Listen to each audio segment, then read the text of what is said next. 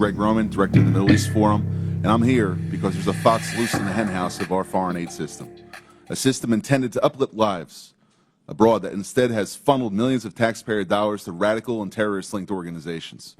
If we don't fix these fences now, we risk fueling violence against our allies, our troops, and potentially ourselves. Let me be clear. This is a problem that began under the Obama administration and was exacerbated under the Biden administration. It's a problem that has been brewing across both of these 12 years of governance by a bureaucracy so insulated it can't always tell teachers from terrorists. The result is moral confusion among grant officers who unwittingly, and in some cases may intentionally, bankroll extremist causes. At the Middle East Forum for the last 12 years, we've engaged in oversight over all public spending relating to foreign aid, specifically those relating to Middle East and Islamist causes. And we have identified over $122 million, which has ended up supporting radical organizations or even directly bankrolling organizations which are considered to be terrorists by the U.S. government. That's not pocket change. That's a jackpot for the wrong crowd. In terms of our specific findings, World Vision. Over the past 2 decades, this major evangelical NGO has received nearly $2 billion from USAID. But in 2014, World Vision facilitated a $125,000 grant to the Islamic Relief Agency, an entity linked to Al-Qaeda. Even after a whistleblower raised red flags, USAID rammed through the funding, pressured by World Vision, Sudanese warlords, and even U.S. officials who lobbied to delist the terror organization. Helping Hand Relief and Development. In 2023, only 2 years ago, it received a $78,000 grant from USAID, despite openly working with the terrorists who orchestrated the 2008 Mumbai massacre in India. Worse, the offer and grant came after the USAID Inspector General launched an investigation into a prior grant to the same group.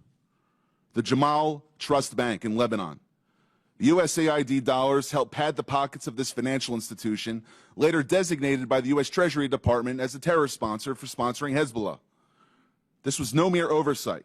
It points to a broken system that handed cash to a future terror financing entity. Some graphical evidence. Behind me, you'll see the Bayadar and Unlimited Friends Association, 2 groups in Gaza.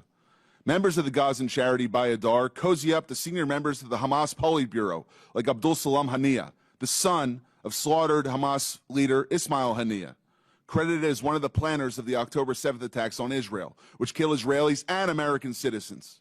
Meanwhile, UFA officials have called for their lands to be cleansed from the so-called, quote, impurity of the Jews. You'll see behind me 4 images which don't just show members of Bayadar and UFA associating with members of Hamas, but also USAID officials, employees of the U.S. government, receiving awards because of their cooperation with these 2 Hamas-linked entities.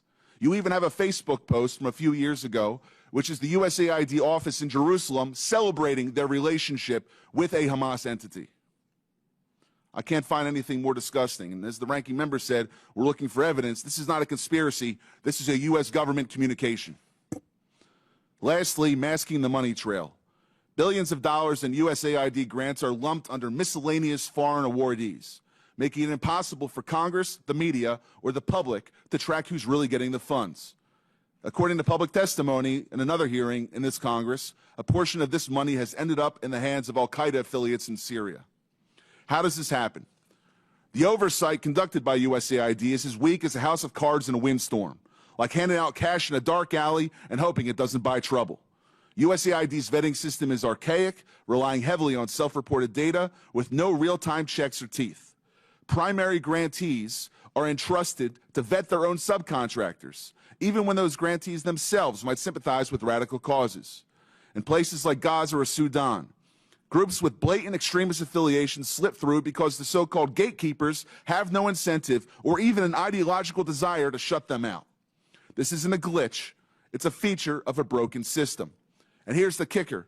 It's a problem caused by bureaucrats now threatening American interests at home and abroad. It's not just about fraud, waste, and abuse. This is a threat to American national security and potentially criminal, and this committee should take action to ensure that the Department of Justice acts on it and does everything in Congress's power to not just investigate, but refer criminal actions to the proper authorities. Thank you.